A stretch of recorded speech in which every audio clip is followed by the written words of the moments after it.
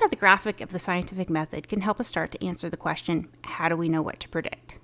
The hypothesis is where we narrow our focus, so it flows from what we know. In psychology, we emphasize what we know from other empirical sources. One way to think about it is that we're funneling the knowledge from the articles into the hypothesis. So how do we know what to predict? It's basically an educated guess based on what we know about the variables.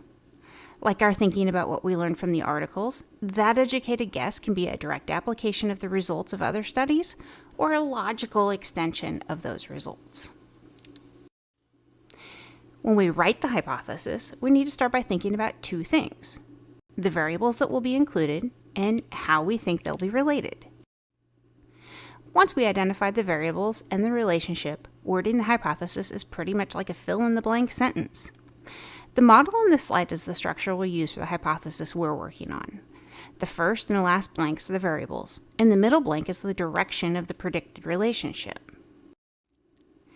I said the model on the previous slide was for the type of hypothesis we're writing. It's a correlation hypothesis.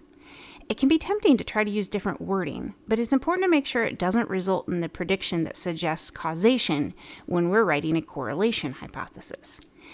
It can be surprisingly tricky to find another way to explain the relationship without suggesting any causation. In summary, then, our hypothesis is an educated guess based on knowledge from previous studies and worded to convey the predicted relationship, in this case, between two variables.